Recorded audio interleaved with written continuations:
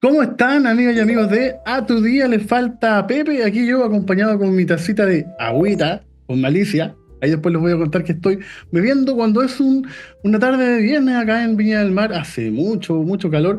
Y del otro lado de la línea tengo a un colega y amigo que me está bebiendo las cervezas hace como 5 años. ¿Cómo está Daniel Peralta? ¿Cómo Bienvenido. estamos? ¿Cómo estamos? Sí, las cervezas vienen pronto, vienen pronto. Claro que sí.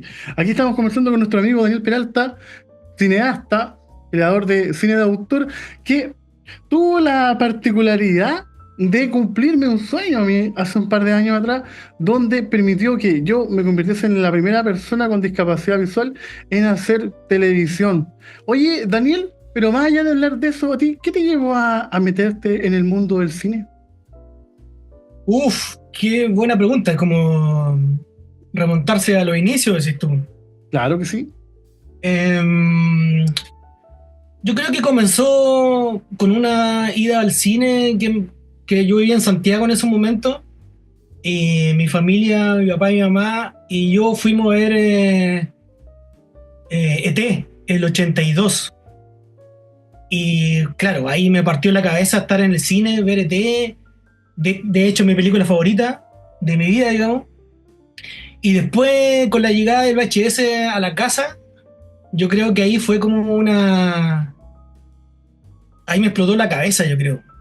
Y también relacionado con Steven Spielberg también, como te mencionaba, ET, que fue la primera vez que encontré como un símil en sus películas, como una cierta característica habitual, y que descubrí atrás de esas películas de Steven Spielberg, descubrí un autor. Y fue la primera vez que descubrí arte en el cine, se podría decir. Claro. Si bien es cierto, Spielberg hace películas comerciales y todo, en ese momento era como el más eh, que atraía más público, digamos. Y nada, pues ahí fue cuando. Y de hecho, ET y Spielberg son mis películas favoritas debido a eso, a la iniciación cinematográfica que me entregaron. Oye, pero ¿por qué hacemos la distinción entre una buena película con que sea comercial o sea de autor? No puede ser, no pueden estar de la mano todas esas cosas.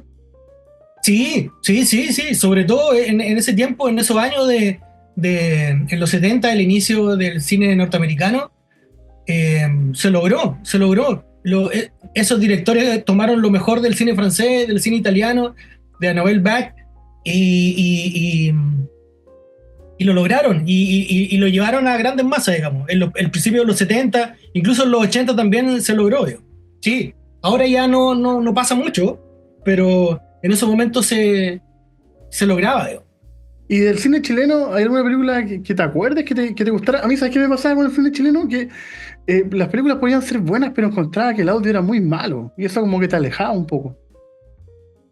Claro, al principio sí. Eso después con la llegada. Hay un hito, una película hito, que fue un cambio, que fue Jones en Peso, que ahí para adelante como que el sonido se fue mucho más profesional, digamos, y se escuchaba bien y todo.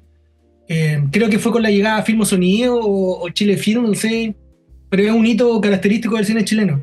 ¿Y ¿Y a qué ti, película me, cuál te gusta a ti qué de Chile? película me gustó del cine chileno? Mi película chilena favorita es La Frontera, Mira, de Ricardo Larraín. Creo que es una... la vi, creo, desde el 90, 91. Estaba en el colegio cuando la vi y ahí me di cuenta que se podían hacer cosas buenas en Chile y esa fue una película que me voló la cabeza. Me gustó mucho. De yo hecho, la vi. todavía la vi hace poco, hace como un año atrás, y sigue funcionando perfecto, ha envejecido, pero impecable. Yo ¿sabes qué película encuentro que fue subvalorada? Hay dos. Me gustaba mucho la fotografía, por ejemplo, de La fiebre del loco.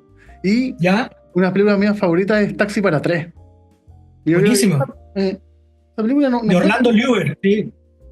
bueno, usted que sabe de los datos. ¿Y en qué momento tú dijiste, me gustaría estudiar cine? Porque claro, si tenemos de referente a Spielberg, después fuimos descubriendo que acá en Chile no podía hacer esos efectos especiales. ¿Cómo lo hiciste ahí? No, pues fue en el colegio cuando daban esas típicas pruebas como de vocaciones, daban como unos exámenes de vocación. Y siempre me salía como el lado artístico, como el lado audiovisual. Bueno, yo soy diseñador también. Tengo dos carreras, soy audiovisualista y diseñador gráfico. Igual mezclo ambas cosas, creo. Y claro, fue ahí, como ahí me di cuenta que iba por ese lado, digamos. Y ahí, cuando descubriste que ibas por ese lado, ¿qué hiciste? ¿Estudiaste cine? ¿Qué hiciste? Primero, como te conté, primero estuve, porque nosotros vivíamos en La Serena con mi familia, y en un comienzo estudié diseño, bueno, salí, después nos vinimos acá a Viña, y ahí pude como lograr estudiar audiovisual, digamos, era como lo que yo siempre quise. Y de ahí hacer una película es otra cosa, digamos. O sea, estudiar cine o estudiar audiovisual y después hacer una película es un paso gigantesco, digamos, que no todos lo pueden lograr, digamos. Tengo la suerte que lo hice, pero no todo, a todos les funciona y a todos les resulta, digamos. Claro, pero ahí también se conjugan varias cosas, porque siempre está como el miedo, lo que yo tengo será suficiente bueno el material, conseguir el financiamiento, pero en tu caso, ¿cuál era tu principal obstáculo? ¿El miedo, el financiamiento, ambas cosas, más cosas? Yo creo que fue la plata, el financiamiento, como tú dices, y creo que el mío nunca estuvo como... Igual mi primera película yo la hice medianamente viejo, ya la hice a los 30 años, mi primera película, y ya estaba como medio viejo ya, igual. Igual como que perdí, no sé, 10 años, 8 años de poder hacer algo.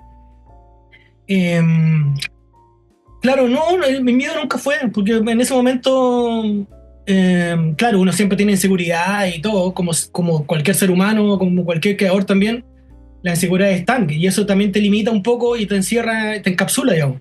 Claro. Pero no fue un miedo. De hecho, si logramos, yo hubiera pensado tanto en lo que pasó con la película, me hubiera demorado un poco en hacerla, lo hubiera un poco más, hecho un poco más fina, digamos. Pero fue de instinto, fue así como un fin de semana la hice, en un mes, hablo de la primera película, Mejor no fume, y en un mes, 2 meses ya estaba en un festival, digamos. Y eso fue como que no hubo tiempo para pensar mucho, digamos. Ah.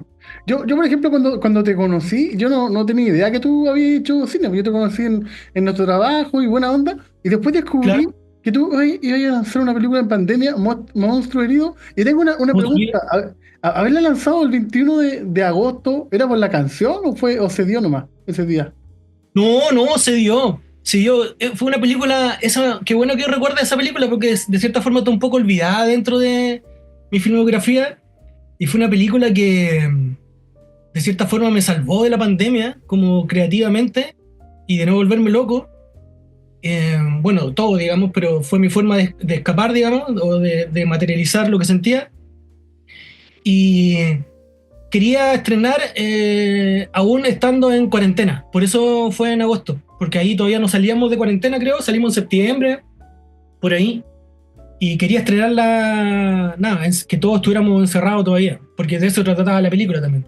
Claro, contarle a la gente que nos está viendo de otras latitudes que hay una canción de un cantautor chileno que se llama Fernando Viergo, hizo una canción que se llama Agosto 21, cuando agosto era 21, y aquí el amigo lanzó ese película se asienta justo en ese mismo día, donde la gracia de esa historia, y yo creo que ahí se comprueba esto del cine de autor, es que en tu trabajo yo siempre veo que hay como un conflicto de tratar de como redescubrirse a uno mismo, ¿no? Y en ese texto ahí era este papá que no se podía conectar bien con la familia.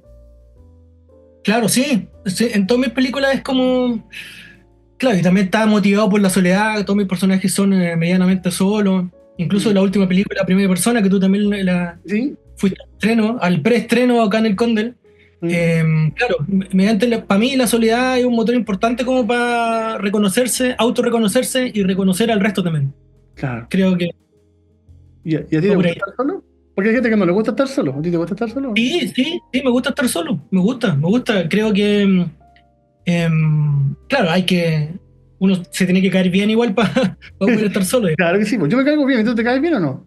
Sí, sí, por supuesto, me Sí. caigo bien. De Oye, hecho, de hecho vivo solo hace mucho tiempo. y Peralta, ¿cómo conflictúa con Daniel? ¿Cuál es los enojos que tiene una parte tuya con la otra? Porque en mi caso, por ejemplo, yo me enojo porque soy muy arrebatado, soy como muy apasionado y eso me trae conflictos. Pero ¿y en tu caso? ¿Cómo se lleva Daniel con Peralta?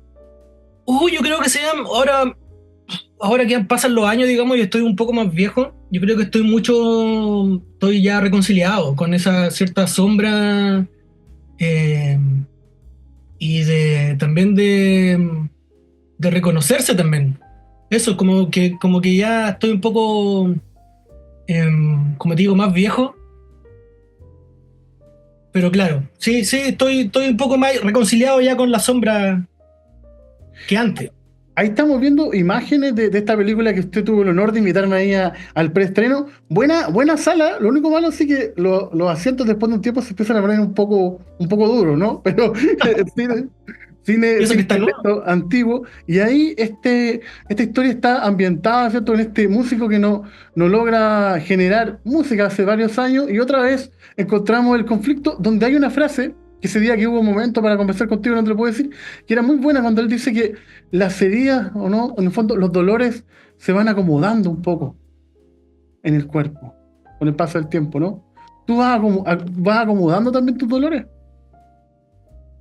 Sí, pero eso tampoco hace bien, digamos, pero sí, se van, qué bueno que mencionaste eso, porque hay una escena en la película que, bueno, hay un conflicto y hay una cierta eh, estructura dramática que no voy a develar, digamos, pero hay una gota que cae desde el techo por una filtración de una lluvia y el personaje está todo el rato escuchando esa gota y solo pone una olla para que no se acumule el agua, digamos. Ya, Yo creo que eso es un dolor, está constante como una gota que solo puedes cambiar el sonido cubriéndola con otra cosa nomás, porque esa gota va a estar siempre. claro. Oye, y a ti como creador, también a veces como consumidor de cine del mundo audiovisual, ¿no te pasa que quizás esa ollita con esas gotas hoy día no tienen espacio en los medios actuales donde sale una serie con 10 capítulos, la gente se la ve en media hora y ya como que no hay tiempo para disfrutar el cine? Si salió una película y hay que venga la segunda, ¿no? Como esto de Marvel, 20 películas de los Vengadores, 20 de Rápido y Furioso, como que hemos perdido un poco la magia del cine.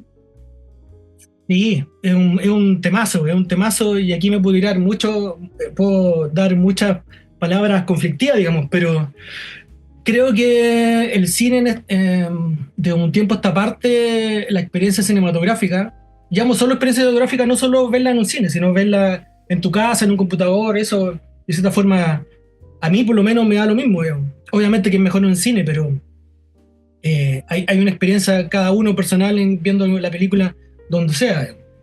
Ah, Claro, debido a la instantaneidad que corre en estos tiempos,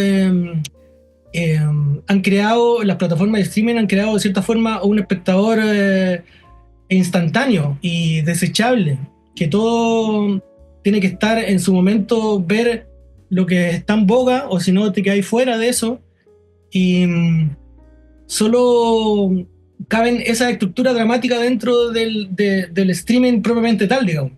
ah, Y todo el cine de autor, bueno, hay plataformas de autor como Filmin y Movie, pero toda la otra están bajo un dominio estructural, incluso de tiempo. Dentro de los primeros 10 minutos tiene que pasar algo, después de los 15, o si no, el espectador la cambia y la plataforma no le conviene, digo.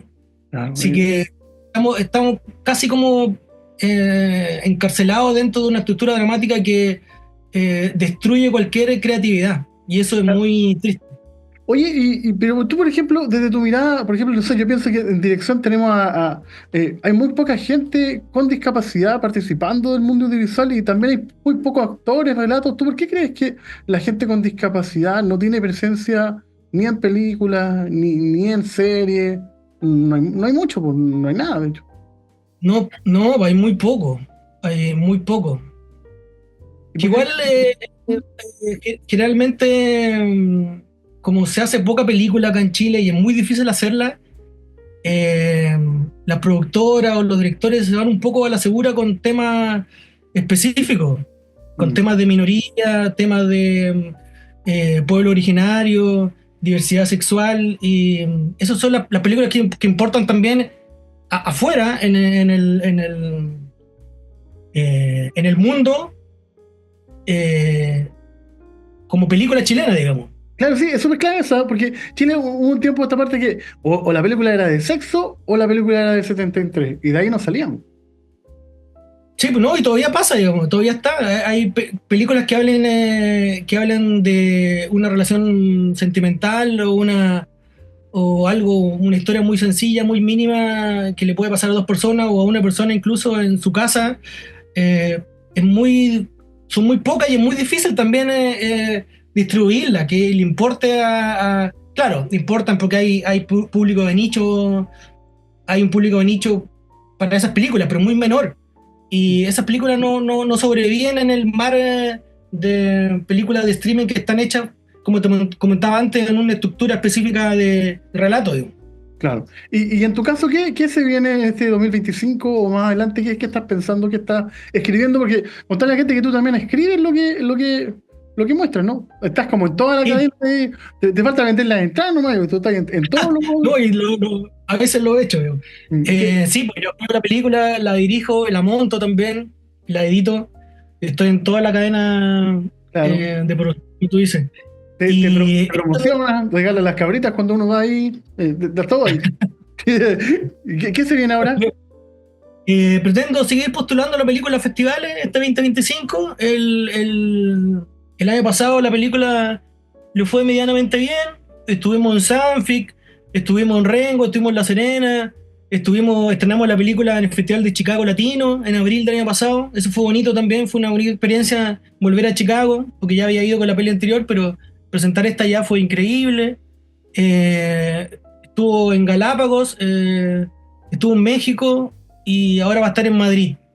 Mira, Y nada, pues esperar que siga eso, que siga como ese flujo festivalero. claro que sí, po. Oye, Daniel, si la gente quisiera conocer tu trabajo, ¿dónde lo puedes encontrar? En ondamedia.cl, ahí están mis tres largos y mi corto.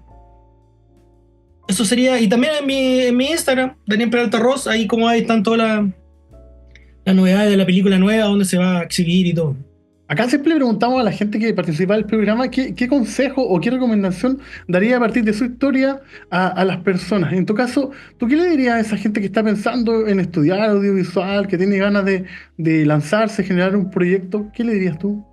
Uf, qué difícil, siempre me ha costado eso ¿O qué te funcionó a aconsejar. ti, más que qué decir? ¿Qué te funcionó a ti? Me funcionó a mí hacerlo, pensar y hacerlo. No dudar tanto.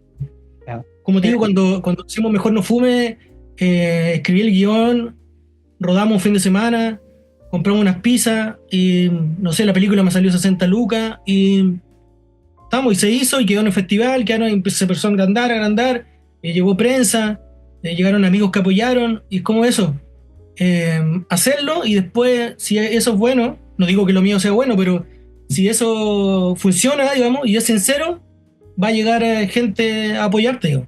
Claro que sí, tiene que ser sincero. Me gustó ese concepto y nosotros sinceramente desde acá, desde el canal, le pedimos que se suscriba a la campanita que el amigo Herman Alamán pone ahí, no sé en qué parte, porque con su campanita, su me gusteada, como dice el amigo de Te lo resumo, nosotros nos ayuda a crecer. Oye, Daniel, tenemos pendiente la cerveza, ojalá que de aquí al 2030 nos juntemos, nos tomemos la cerveza. Mientras, te doy las gracias, hermano, y muchas gracias por haber participado el día de hoy. No, gracias a ti, gracias por esto que estáis haciendo, que es bacán y felicidades. Listo. Seguimos. Ya, pues, seguimos entonces. Recuerden que a tu día le falta PP. Nos vemos en una siguiente oportunidad. Chao, Daniel. Chao, chao.